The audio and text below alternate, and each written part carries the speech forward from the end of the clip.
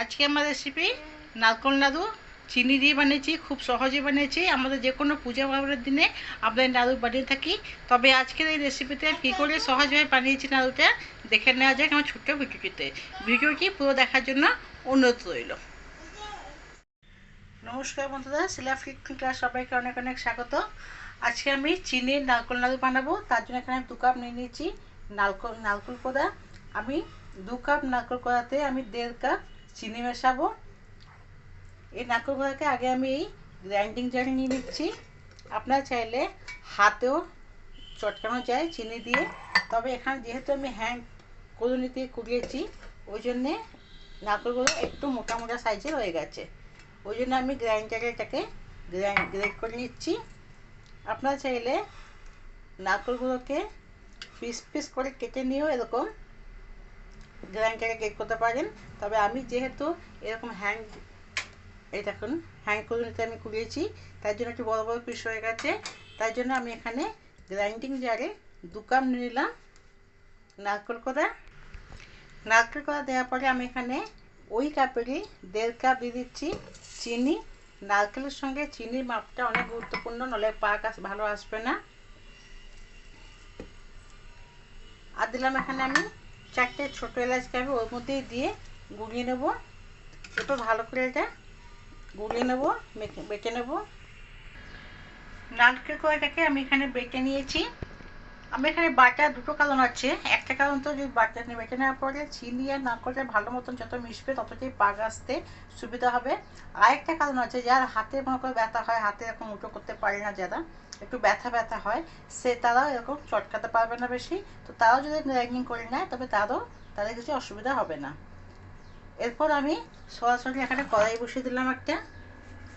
আর এই কড়াইয়ের মধ্যে আমি দিয়ে দেবো লো টু মিডিয়াম ফ্লেমে রেখে এটাকে আমি অনবরত নাড়বো। হাই ফ্লেমে একদমই করবো না, হাই ফ্লেমে করলে নিচে পুড়ে যাওয়ার সম্ভাবনা থাকবে আর পাকটা ঠিক মতন আসবে না। লো টু মিডিয়াম ফ্লেমে রেখে এরকম নারকেলটাকে এখন চেপে চেপে আমি যতটা নাড়াবো পাকটা তত ভালোই আসবে।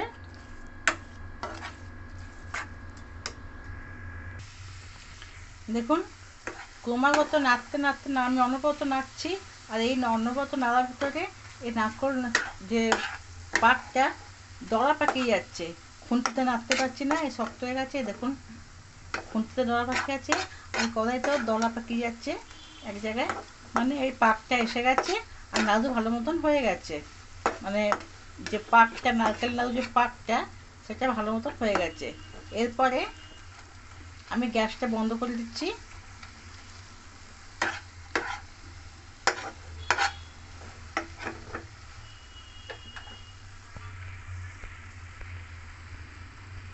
এরপর আমি এখানে গুঁড়োর দুধ দিয়ে দিচ্ছি 3 চামচ। আপনার যে কোনো গুঁড়ো দুধ ইউজ করতে পারেন, আমি আমুল স্প্রে ইউজ করছি। আবার ভালো করে নেড়ে নেব।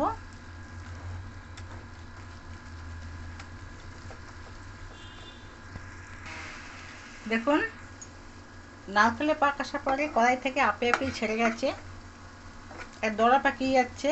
তখন নাড়তে খুব কষ্ট হবে, তখন বোঝা যাবে যে এটা পারফেক্ট হয়ে গেছে নাড়ুর জন্য। এবার এটাকে থালায় ঢেলে আমি 3 থেকে 4 মিনিট একটু ঠান্ডা করে নেব। বেশি ঠান্ডা করলে আবার নারকেল নাড়ু পাকানো যাবে না, একটু ঠান্ডা করে নেবো থালায় ঢেলে।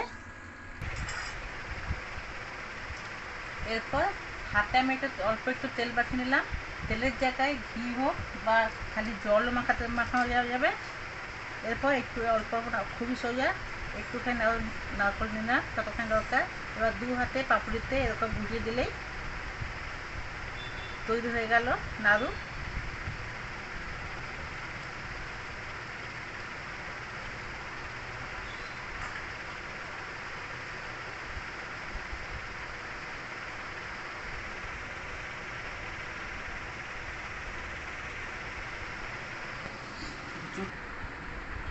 আমার নারকেল নাড়ু একদম তৈরি।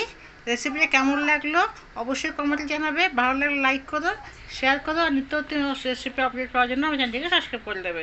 ভালো থাকবে, সুস্থ থাকবে, কাকে আবার রেসিপি দেখা হয়ে যাবে। ধন্যবাদ।